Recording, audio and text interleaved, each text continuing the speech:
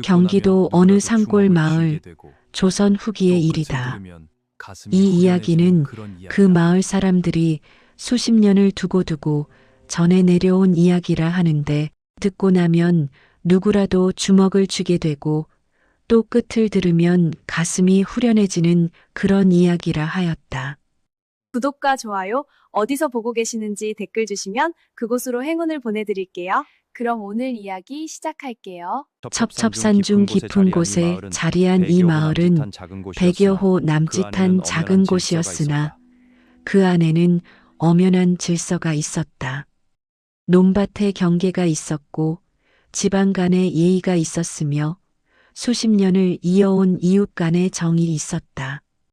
봄이면 함께 모내기를 하고 가을이면 함께 추수를 하며 누가 아프면 밥을 들고 찾아가는 그런 마을이었다. 이 마을에서는 해마다 봄이 되면 동제를 지냈다.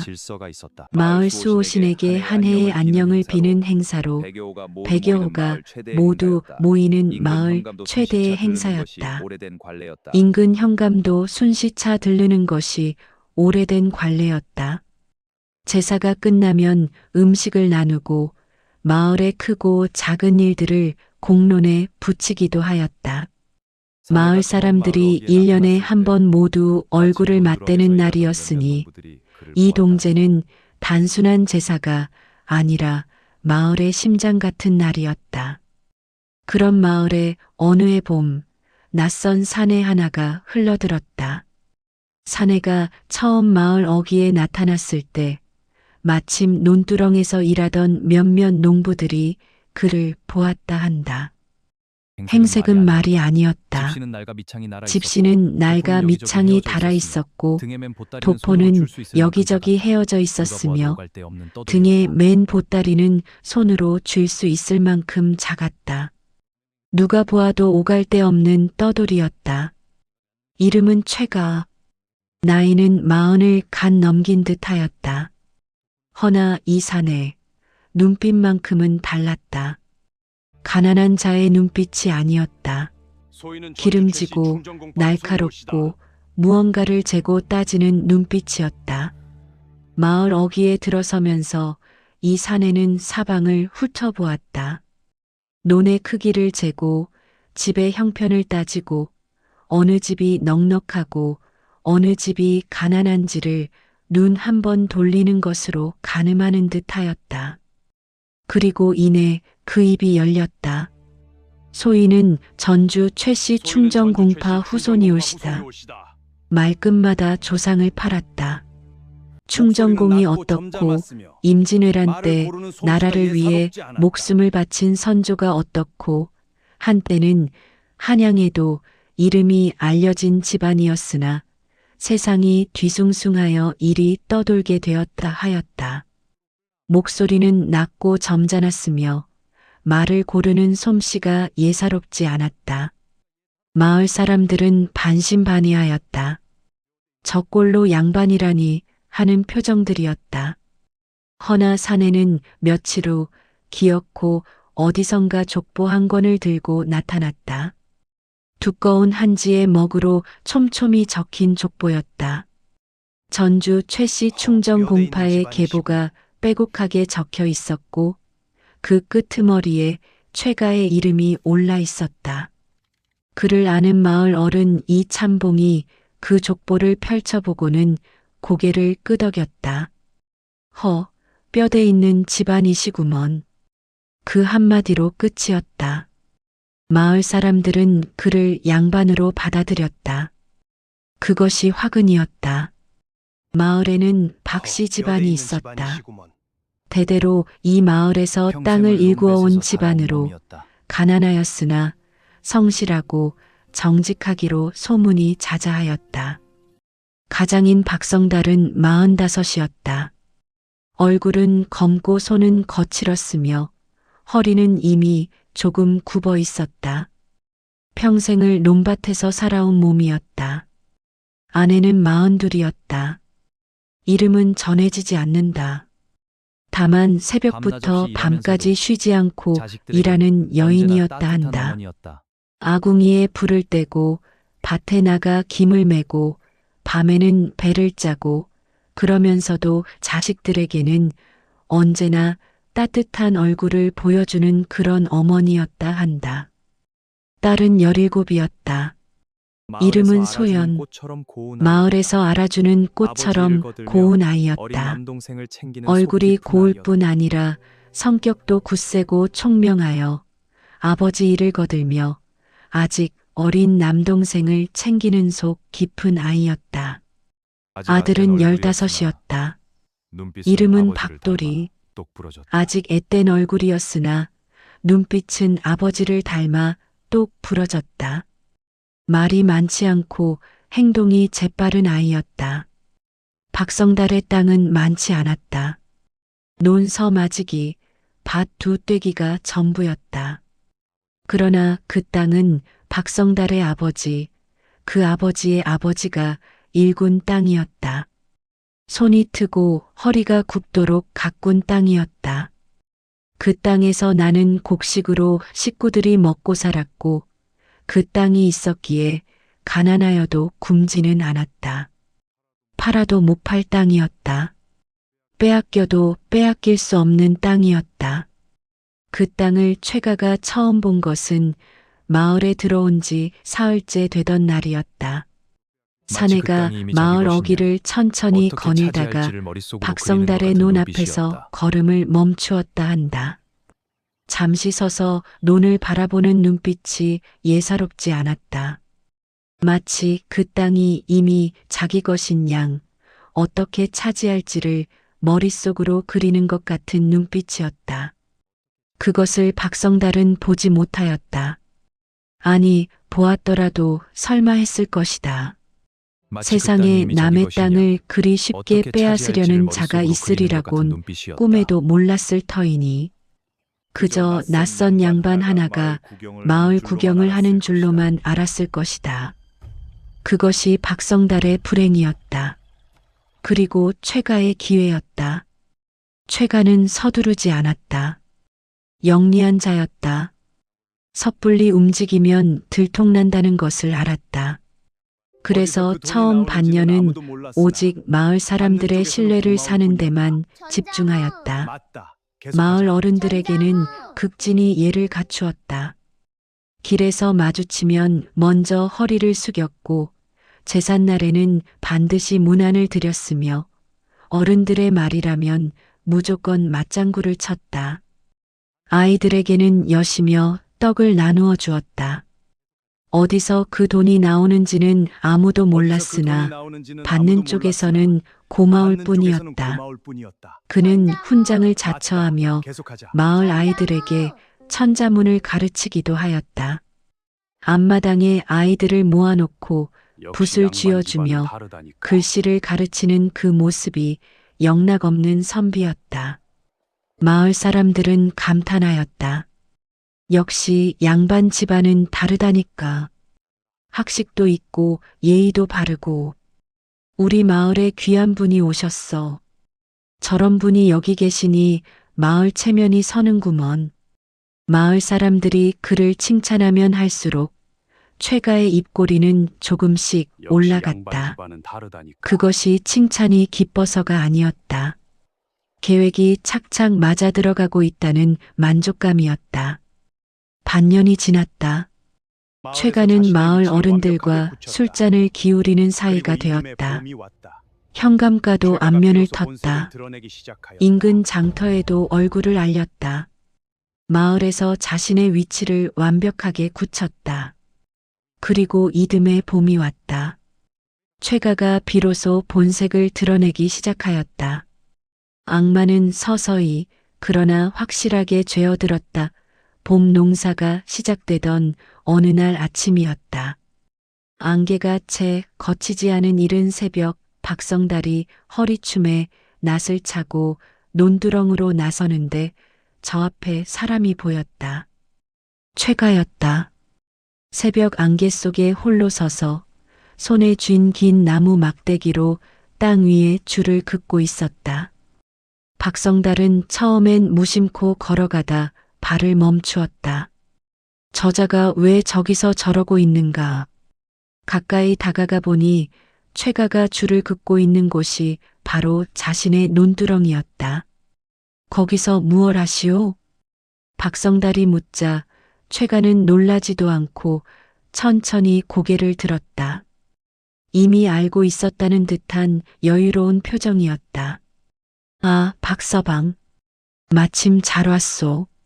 내가 어르신들께 여쭤봤더니 저기 저 논 두마지기가 원래 우리 선조 어른의 땅이었다 하던데 이번에 정리를 좀 해야 할 것 같아서. 박성달은 귀를 의심하였다. 그게 무슨 말씀이오? 저 논은 우리 아버지 때부터, 아니 우리 할아버지 때부터 일궈온 땅인데. 허허, 박서방이 잘못 알고 있는 모양이구려. 내 선조께서 잠시 내어주신 걸 박서방 부친께서 오해를 하신 듯하오. 뭐 오래된 일이니 억울할 수도 있겠지만 어쩌겠소. 족보에도 엄연히 기록이 나와 있으니. 족보. 그 한마디가 모든 것을 막았다. 박성달은 주먹을 쥐었으나 할 말이 없었다. 상민이 양반의 족보 기록에 맞서려면 그에 상응하는 문서가 있어야 했다. 그러나 박성달에게는 그런 것이 없었다. 그저 이 땅이 대대로 우리 집안의 것이었다는 기억과 땀뿐이었다. 기억과 땀은 법정에서 아무 힘이 없었다. 마을 어른들을 불러 시시비비를 가리려 하였으나 최가는 이미 준비가 되어 있었다. 훈장 노릇을 하며 마을 유지들과 쌓아둔 관계가 있었고 그 자리에서도 족보를 펼쳐 보이며 능청스럽게 조상 타령을 늘어놓았다. 목소리는 낮고 점잖았으며 억울하다는 표정으로 오히려 자신이 피해자인 양 이야기를 풀어갔다. 이런 일이 생겨서 저도 참 난처하오. 허나 선조 어른의 땅을 내버려 두는 것도 불효 아니겠소. 박서방도 이해해 주시리라 믿소. 마을 어른 중 한 명인 이 참봉이 그래도 한마디 하였다. 최 양반, 그래도 박씨 집안이 수십 년을 일군 땅인데 이러시면 쓰겄소? 그 집안도 먹고 살아야 할 거 아니오. 그러자 최가는 목소리를 낮추며 말하였다. 이 참봉 어르신, 저도 이러고 싶지 않소. 허나 법도는 법도 아니겠소. 양반의 체면이란 것이 있으니 어쩌겠소. 대신 박서방에게 당장 나가라는 것도 아니고 소작이라도 붙이게 해주면 되지 않겠소? 하, 양반, 체면, 법도, 소작. 그 말 앞에 마을 어른들은 하나둘 입을 다물었다. 조선의 신분제 앞에서 가난한 상민의 억울함은 언제나 그렇게 묻혔다. 양반이 기록을 들이밀면 상민은 고개를 숙여야 하는 세상이었다. 박성달은 이를 악물었다. 허나 할 수 있는 것이 없었다. 그날 논 두 마지기를 빼앗겼다. 아버지가 할아버지가 그 위 할아버지가 일군 땅이 그렇게 한나절 만에 남의 것이 되었다. 박성달은 그날 저녁 논두렁에 혼자 앉아 오래도록 하늘을 바라보았다 한다. 별이 하나둘 떠오르도록 그 자리에 앉아 있었다 한다. 무슨 생각을 했는지는 아무도 모른다. 다만 그날 밤 집에 돌아온 박성달의 눈빛이 전과 달랐다고 마을 사람들은 훗날 기억하였다. 한 번 무너지자 두 번째는 더 빨랐다. 그해 여름 최가는 박성달의 밭 한 떼기에 또 트집을 잡았다. 이번에도 선조의 땅이었다는 이야기였다. 마을 어른들은 이번에는 거의 말리지 않았다. 한 번 양보하고 나니 두 번째는 막을 명분이 없었다. 오히려 몇몇은 원래 양반 땅이었다면 어쩔 수 없지 않냐며 등을 돌렸다. 박성달의 아내는 그날 밤 부엌에서 울었다. 남편이 들을까봐 소리를 죽이고 입을 막고 그래도 눈물은 멈추지 않았다. 다음 날 아침 아내는 부은 눈으로 밥상을 차리며 말하였다. 여보, 이러다 우리 아이들 굶어 죽겠소. 뭔가 방법이 없겠소? 관아에 가면 안 되겠소? 박성달은 고개를 저었다. 관아에 가봐야 소용없소. 최가 그자가 이미 현감과도 안면이 있소. 족보를 들이밀면 관아에서도 우리 말은 안 들어줄 거요. 아내는 더 이상 말하지 않았다. 울지도 않았다. 다만 밥상을 내려놓고 조용히 돌아섰다. 그 뒷모습이 너무 작아 보여서 박성달은 밥을 먹을 수가 없었다 한다. 세상이 전부 저자의 편인 것만 같았다. 그의 가을, 최가의 욕심은 다른 곳을 향하였다. 재물과 땅에서 시작된 탐욕이 이번에는 사람을 향하였다. 박성달에게는 17달 소연이 있었다. 마을에서 알아주는 고운 아이였다. 최가가 그 아이를 눈여겨보기 시작한 것은 여름이 끝나갈 무렵이었다. 마을 우물가에서 물을 깃는 소연을 보고 발을 멈추더니 그 이후로 부쩍 그 아이가 다니는 길목을 어슬렁거렸다. 소연은 알아챘다. 그 눈빛이 무엇을 의미하는지도 알았다. 허나 아버지를 걱정시키지 않으려고 아무 말도 하지 않았다. 그리고 마침내 어느 날 저녁 최가는 박성달의 집 앞에 나타났다. 박서방, 내 소실 하나를 들릴까 하는데 소연 아가씨가 어떻겠소? 박성달의 눈이 뒤집혔다. 지금 무슨 말씀을 하시는 거요? 최가는 눈 하나 깜짝하지 않았다. 오히려 더 여유롭게 낮은 목소리로 말하였다. 성내지 마시오.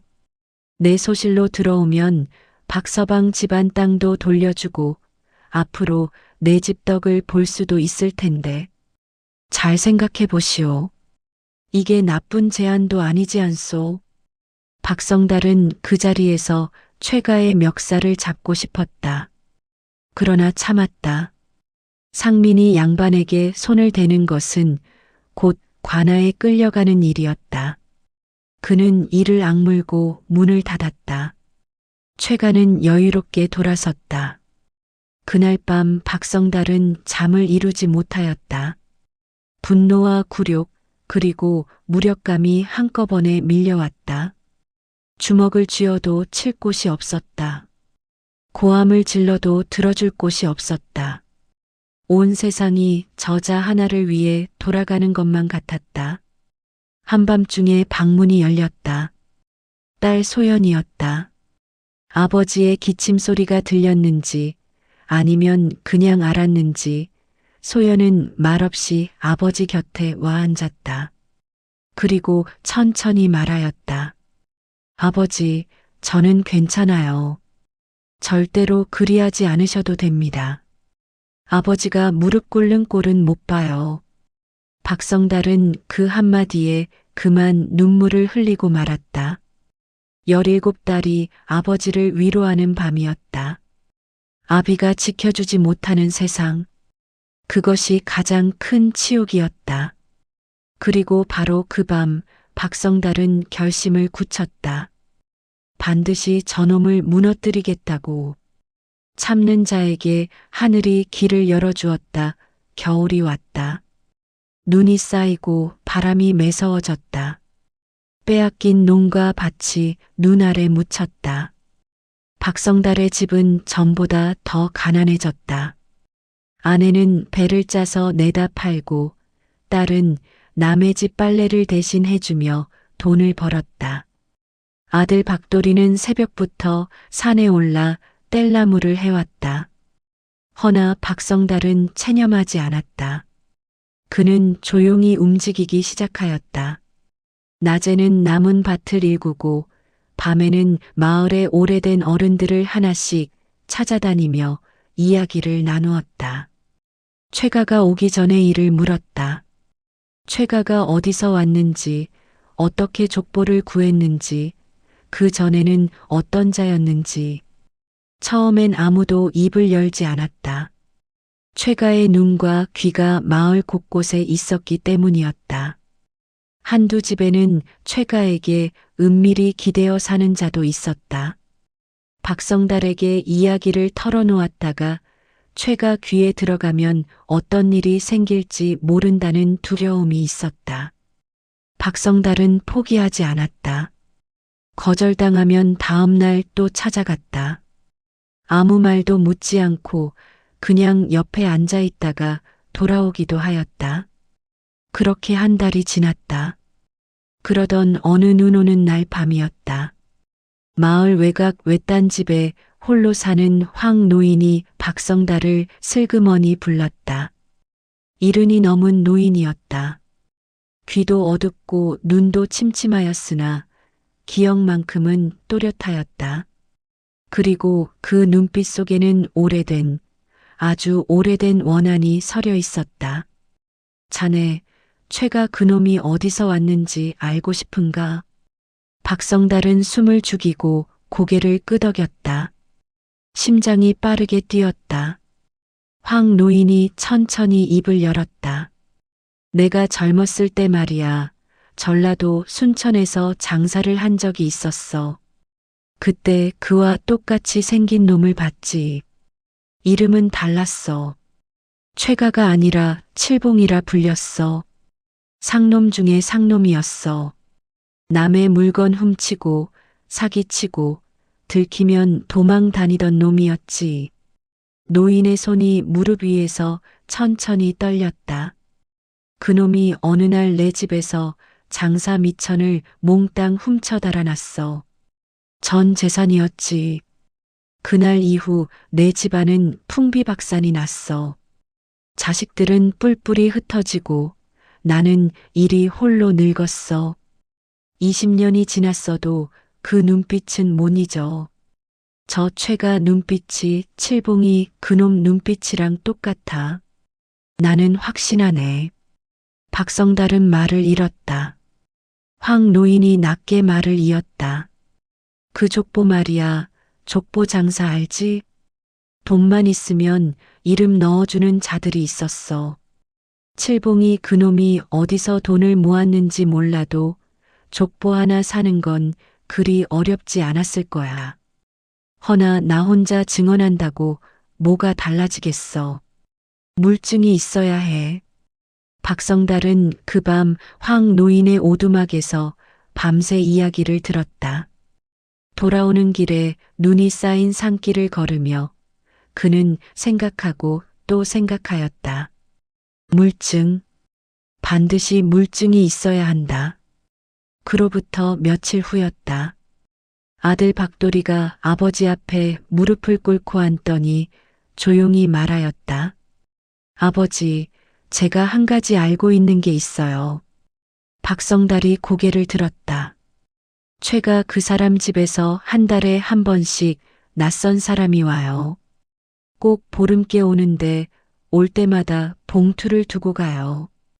그리고 그 사람이 올 때마다 최가 아저씨가 평소랑 달리 안절부절 못해요. 제가 여러 번 봤어요. 한 달에 한 번, 보름께, 봉투. 박성달은 직감하였다. 족보 위조에 관여한 자, 그 사실을 아는 자가 최가에게 돈을 받고 있다. 입막음 돈이다.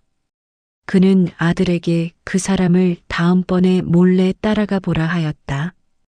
박돌이는 고개를 끄덕였다. 한 달을 기다렸다. 보름이 되자 그 낯선 자가 다시 나타났다. 박돌이는 멀찍이 뒤를 밟았다. 반나절을 걸어 인근 고을 장터까지 따라갔다. 그 자는 장터 한켠에 자리를 잡고 앉아 문서를 대신 써주는 일을 하고 있었다. 대필석이었다.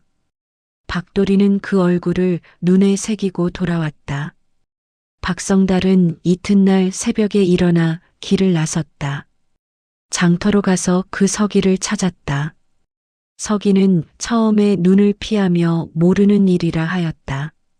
박성달은 물러서지 않았다. 무릎을 꿇었다. 그리고 모든 것을 털어놓았다. 빼앗긴 논 이야기, 빼앗긴 밭 이야기, 딸이 소실로 끌려갈 뻔한 이야기, 아내가 밤마다 소리 죽여 우는 이야기. 한마디 한마디가 떨렸으나 멈추지 않았다. 서기는 고개를 숙인 채 오래 침묵하였다. 그리고 마침내 말하였다. 나는 그저 돈이 필요하였소. 그것이 이리 큰 죄가 될 줄은 몰랐소. 아니, 알면서도 모른 척하였소. 면목이 없소. 서기는 붓을 들었다. 자신이 최가에게 돈을 받고 족보를 위조하였다는 자필 진술서였다. 손이 떨리면서도 한자 한자 또렷하게 썼다. 박성달은 그 진술서를 두 손으로 받아 품에 넣었다. 허나 이것만으로는 부족하였다. 족보 위조를 증명하였어도 최가가 칠봉이라는 것을 입증하는 공식 기록이 없으면 뒤집힐 수 있었다. 박성달은 마음을 굳혔다. 전라도 순천까지 직접 다녀오기로 하였다. 아내에게는 장사를 다녀온다 하였다. 아내는 아무 말도 하지 않았다. 다만 밤새 새 집신을 삼았다. 다음 날 아침 박성달이 길을 나서려 하자 아내가 집신을 내밀었다. 눈이 빨갛게 부어 있었다. 딸 소연도 나왔다. 아버지, 조심히 다녀오세요. 그 한마디였다. 박성달은 말없이 고개를 끄덕이고 발길을 돌렸다. 돌아서는 눈에 눈물이 맺혔으나 보이지 않으려 빠르게 걸었다. 보름이 걸렸다.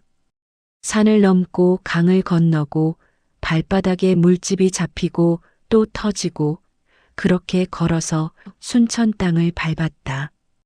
관아를 찾아가 오래된 죄인 기록을 열람하고 싶다 하였을 때 관리는 코웃음을 쳤다. 상민이 감히 관아 기록을 들여다본다고. 허나 박성달은 물러서지 않았다. 사흘을 관아 문 앞에서 기다렸다. 밥도 제대로 먹지 못하고 처마 밑에서 쪼그려 자며 기다렸다. 마침내 한 늙은 아전이 딱하게 여겨 기록을 확인해 주었다. 있었다. 15년 전 칠봉이라는 자가 절도죄로 곤장 50대를 맞은 기록이 생년월일과 인상착의가 상세히 적혀 있었다. 그리고 마지막 줄에 이렇게 적혀 있었다. 왼쪽 어깨에 낙인을 찍었음. 박성달은 그 기록을 손에 쥐고 그 자리에 주저앉았다. 눈물이 쏟아졌다. 관아 마당 한켠에서 지나가는 사람들이 힐끔거리는 것도 모르고 한참을 엎드려 울었다. 보름을 더 걸어 마을로 돌아왔다. 돌아오는 날 밤 박성달은 방 안에 홀로 앉아 세 가지를 꺼내 놓았다. 황 노인의 증언, 서기에 잡힐 진술서, 순천 관아의 공식 기록. 세 가지가 나란히 놓이자 진실은 더 이상 숨을 곳이 없었다. 이제 남은 것은 단 하나. 때를 기다리는 것. 하늘이 무너지는 날은 반드시 온다. 봄이 다시 왔다. 산골 마을에 진달래가 피었다. 논두렁에 개구리 소리가 들렸다. 하늘은 높고 바람은 따스하였다. 그리고 동제가 열리는 날이 왔다. 박성달이 기다리던 날이었다. 마을 100여 호가 모두 모이고 인근 현감도 순시차 들르는 그날. 마을 사람 모두가 보는 앞에서 현감이 지켜보는 자리에서 모든 것을 밝혀야 하였다. 그래야 다시는 뒤집히지 않을 터였다. 박성달은 그날 새벽 일찍 일어났다. 세 가지 문서를 단단히 품에 넣었다. 아내가 새로 지어준 도포를 입었다. 오래되어 빛이 바랬으나 깨끗하였다. 마당을 나서려는데 아내가 불렀다. 여보. 박성달이 돌아보았다. 아내는 아무 말도 하지 않았다. 다만 눈을 맞추었다. 그 눈빛에 모든 것이 담겨 있었다. 믿는다는 것, 기다리겠다는 것, 잘 다녀오라는 것. 박성달은 말없이 고개를 끄덕이고 대문을 나섰다. 동제마당에는 이미 마을 사람들이 가득하였다. 현감은 관복을 차려입고 높은 자리에 앉았고 그 옆에 포졸 둘이 서 있었다. 마을 어른들이 차례차례 앉았고 안악들과 아이들이 그 뒤로 자리를 잡았다. 최가는 이날도 누구보다 먼저 앞자리를 차지하였다. 새 도포를 입고 갓을 반듯하게 쓰고 마을 어른들에게 인사를 돌리며 너스레를 떨었다. 현감에게도 깎듯이 예를 올리며 몇 마디 나누었다. 그 모습이 영락없는 양반이었다. 마을에서 가장 고귀한 자인 양, 오늘도 그렇게 행동하였다. 그것이 마지막이었다. 제사가 끝나고 음식이 펼쳐졌다. 사람들이 여기저기 앉아 막걸리를 나누고 음식을 집어 먹으며 떠들기 시작하였다. 봄 햇살이 따스하게 내려앉았다. 그때 박성달이 자리에서 일어섰다. 주변에 앉아있던 사람들이 의아한 눈으로 바라보았다. 평소 조용하고 말없던 그가 이런 자리에서 나서는 것은 처음이었다. 모두들 잠깐 들어주시오. 목소리는 처음에 가늘게 떨렸다. 그러나 끊어지지는 않았다. 마당이 하나둘 조용해졌다. 멀리서 이야기하던 사람들도 고개를 돌렸다. 최가의 얼굴에 순간 긴장이 스쳤다. 그러나 이내 태연한 척 빙그레 웃으며 말하였다. 박서방이 오늘은 무슨 말을 하려고. 박성달은 그 웃음을 무시하였다. 품 안에서 천천히 문서 하나를 꺼냈다. 이것은 인근 고을 대필 서기 윤서방에 잡힐 진술서요. 지금으로부터 2년 전 저 최가라는 자에게 돈을 받고 족보를 위조하여 만들어 주었다는 내용이요. 서기 윤서방이 두 손으로 쓰고 손도장을 찍은 문서요. 마당이 쥐 죽은 듯 조용해졌다. 막걸리 잔을 들던 손이 멈추었다. 음식을 집던 손이 멈추었다. 모든 눈이 박성달의 손에 들린 문서와 최가의 얼굴을 번갈아 바라보았다. 최가의 얼굴색이 하얗게 변하였다. 그게 무슨 소리요? 날 줘요. 박서방, 지금 감히 양반에게 이게 무슨 짓이오? 목소리가 높아졌다. 여유롭던 표정이 무너지고 있었다. 박성달은 흔들리지 않았다. 양반이라 하셨소? 그렇다면 여쭤보겠소. 그는 또 하나의 문서를 꺼냈다. 이것은 전라도 순천 관아의 공식 기록이요. 제가 직접 보름을 걸어 순천까지 다녀와 얻어온 기록이요. 15년 전 칠봉이라는 자가 절도죄로 곤장 50대를 맞은 공식 기록이요. 생년월일과 인상착의가 상세히 기록되어 있소. 그리고 이 기록 끝에는 이렇게 적혀 있소. 박성달이 목소리를 높였다. 왼쪽 어깨에 낙인을 찍었음. 마을 사람들이 일제히 최가의 왼쪽 어깨를 바라보았다. 최가는 슬그머니 도포 깃을 여미었다. 그 동작 하나가 모든 것을 말하였다. 저것은 오래된 기록이요. 동명이인도 있는 법이요. 이 참봉 어르신, 이게 말이 됩니까? 박서방이 저를 모함하는 것이요. 이 참봉은 아무 말도 하지 않았다. 그저 최가를 조용히 바라볼 뿐이었다. 현감이 천천히 입을 열었다. 확인해 보자.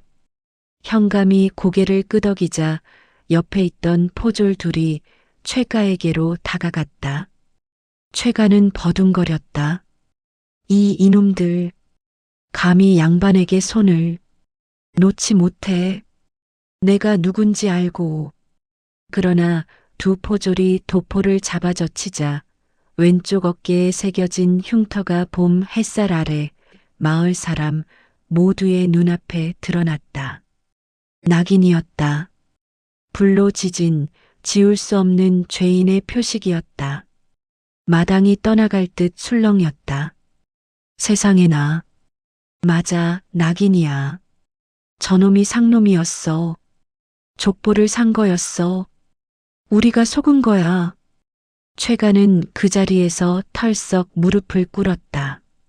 도망치려 하였으나 포졸이 막아섰다. 더 이상 고함도 나오지 않았다. 그제서야 그의 눈에 공포가 가득 찼다. 2년 동안 마을 사람들을 속이고 땅을 빼앗고 어린 딸을 탐하던 그 당당하던 눈빛은 온데간데 없었다. 그때였다.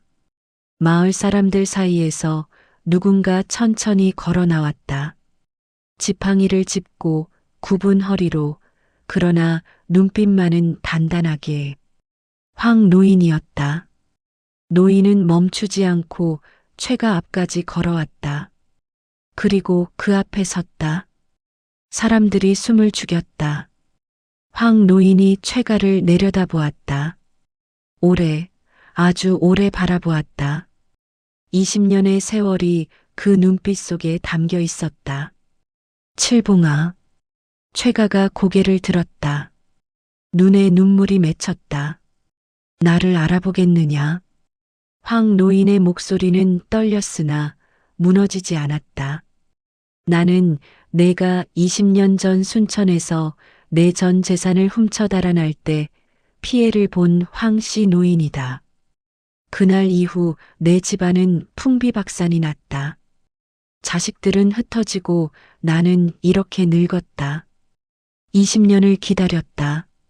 언젠가 하늘이 너를 심판할 날이 오리라 믿으며 20년을 살았다. 노인의 목소리가 잠깐 끊어졌다. 그리고 다시 이어졌다. 오늘이 그날이구나. 마을 전체가 숨을 멈추었다. 최가는 고개를 떨구었다. 더 이상 할 말이 없었다. 더 이상 도망칠 곳이 없었다. 마을 사람들이 하나둘 일어섰다. 애워쌌다. 아무도 말하지 않았다. 그저 바라보았다. 그 침묵이 어떤 고함보다 무거웠다. 이것이 바로 하늘의 심판이었다. 하늘 아래 영원한 거짓은 없다. 칠봉은 그날로 포박되어 관아로 끌려갔다. 마을 어귀를 지나 관아로 향하는 길, 양쪽에 마을 사람들이 늘어섰다. 아무도 말하지 않았다. 다만 바라보았다. 그 눈빛들이 담벼락처럼 칠봉을 에워쌌다. 칠봉은 고개를 들지 못하였다. 관아에서 죄목이 하나씩 밝혀질수록 마을 사람들의 분노는 깊어졌고 그 분노는 오랫동안 가슴에 묵혀있던 체증이 내려가는 것 같은 통쾌함으로 바뀌었다. 족보 위조, 사기, 재물 갈취, 전과 절도, 죄목을 나열하자니 끝이 없었다. 현감은 그 자리에서 명하였다. 박성달에게서 빼앗은 농과 밭을 즉시 돌려주라 하였다. 2년 동안 칠봉이 마을에서 갈취한 재물을 낱낱이 조사하여 원주인에게 돌려주라 하였다. 마을 사람들이 박수를 쳤다. 어떤 안악은 그 자리에서 엉엉 울었다. 박성달은 집으로 돌아오는 길에 발을 멈추었다. 하늘을 올려다보았다. 봄 하늘이 참으로 높고 푸르렀다. 구름 한 점이 천천히 흘러가고 있었다. 박성달은 오래 그 하늘을 바라보았다. 아버지가 일구던 땅이, 할아버지가 일구던 땅이 다시 자기 것이 되는 날이었다. 눈물이 났다. 이번에는 억울함의 눈물이 아니었다. 대문을 열고 들어서자 아내가 마당에 서 있었다. 남편의 얼굴을 보는 순간 아내는 아무 말도 하지 않았다. 그냥 눈물을 흘렸다. 말보다 먼저 눈물이 나왔다. 여보, 다 끝난 거요? 박성달은 말없이 아내 곁으로 걸어가 그 손을 잡았다. 그 손이 얼마나 거칠었던가, 얼마나 차가웠던가. 수십 년을 논밭에서, 부엌에서, 빨래터에서 이 손 하나로 버텨온 아내였다. 다 끝났소. 딸 소연이 방에서 뛰어나왔다. 어느새 부쩍 자라 19이 된 아들 박돌이도 뒤따라 나왔다. 내 식구가 마당에서 한참을 울었다. 이웃 어른들이 하나둘 찾아왔다. 박서방, 고생 많았네. 진작 일이 됐어야 했는데 우리가 미안하네. 자네가 해냈어. 정말 자네가 해냈어. 등을 두드려주는 손이 여러 개였다. 박성달은 그 손들의 온기를 느끼며 고개를 끄덕였다. 황 노인은 그날 저녁 집으로 돌아가 조용히 누웠다 한다. 20년을 품어온 원한을 내려놓은 탓이었는지 그 후 며칠이 지나지 않아 편안히 눈을 감았다더라. 마을 사람들은 그 노인의 마지막이 한스럽지 않았으리라 하였다. 20년을 억울하게 당하고도 끝내 하늘의 심판을 두 눈으로 보고 갔으니 저 세상에서는 편히 쉬실 것이라 하였다. 마을 사람들이 힘을 모아 황 노인의 장례를 치러주었다. 소박하였으나 따뜻한 장례였다. 칠봉은 관아에서 엄중한 처벌을 받았다. 족보 위조는 조선에서 중죄였다. 신분제의 근간을 흔드는 행위였기 때문이었다. 거기에 사기와 절도 정과까지 더해져 그는 곤장을 맞고 칠봉은 관아에서 엄중한 처벌을 받았다.